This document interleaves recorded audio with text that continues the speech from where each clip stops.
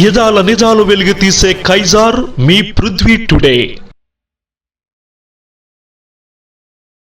78వ స్వాతంత్ర వేడుకల్లో Andhra Pradesh deputy CM Pawan Kalyan అధికారికంగా పాల్గొన్నారు. కాకినాడ పోలీస్ పేరేడ్ గ్రౌండ్ లో ఏర్పాటు చేసిన స్వాతంత్ర దినోత్సవ వేడుకల్లో పవన్ కళ్యాణ్ మొట్టమొదటిసారి డిప్యూటీ సీఎం హోదాలో జాతీయ జెండాను ఆవిష్కరించారు.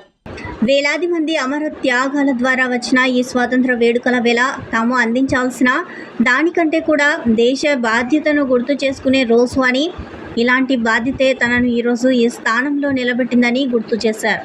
అలాగే కాకినాడ జిల్లాకు చెందిన పలువురు స్వతంత్ర యోధులను పవన్ గుర్తు చేశారు. కూటమి ప్రభుత్వం రాష్ట్ర ప్రజలకు అందిస్తున్న సంక్షేమ పథకాలు, డొక్కా సీతమ్మ పేరు మీద మధ్యాహ్న భోజనం, ప్రభుత్వం అందిస్తున్న పలు పథకాల గురించి పవన్ కళ్యాణ్ చెప్పుకొచ్చారు.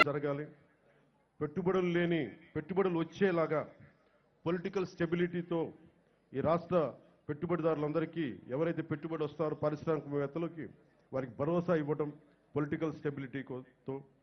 అలాగే 974 కిలోమీటర్లు, దాదాపు మిగతా అన్ని కలుపుకుంటే 1047 కిలోమీటర్ల తీర ప్రాంతం ఉంది.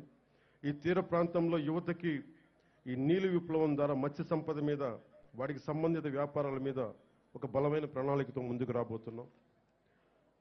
సామాజిక వెనుకబాటుతనాన్ని గుర్తించి అన్ని సామాజిక వర్గాల్లో కూడా డబ్బు వచ్చేలాగా, డబ్బు అంటే కేవలం కొద్ది మందిగా ఉండిపోవడమే కాదు, క్రీమే లేరు కాకుండా అందరికీ డబ్బు రావాలి, ఆ విధంగా ప్రత్యేక దృష్టి పెడుతున్నాం. అలాగే టూరిజం సంబంధించి కోస్టల్ టూరిజం ఉంది, టెంపుల్ టూరిజం ఉంది, ఎకో టూరిజం ఉంది. వీటన్నిటిలో కూడా యువతకి ప్రాతినిధ్యం లభించేలాగా చర్యలు తీసుకుంటున్నాం. అలాగే యువ రైతు, 1 లక్ష మంది యువ రైతులను తయారు చేయాలి సేంద్రియ రైతులుగా అనేది ఈ ప్రభుత్వం యొక్క లక్ష్యం.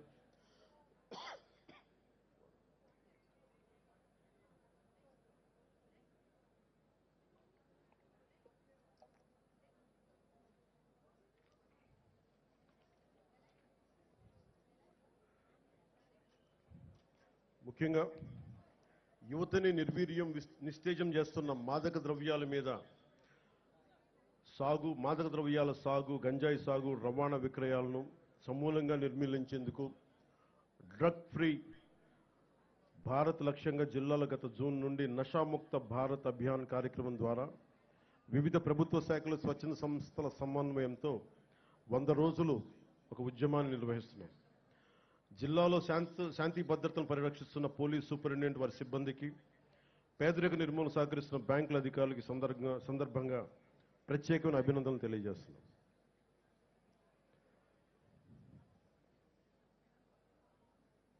లా అండ్ ఆర్డర్ గత ప్రభుత్వంలో చాలా క్షీణించిపోయింది.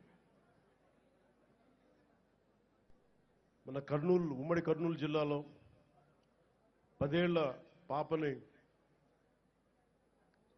ఇంకా పూర్తిగా 18 ఏళ్ళు రాని పిల్లలు, 14 ఏళ్ళు 13 ఏళ్ళ పిల్లలు ఏ విధంగా మనకి మానానికి భంగం కలిగించేలా ఎలా ప్రవర్తించారో మనందరికీ తెలుసు.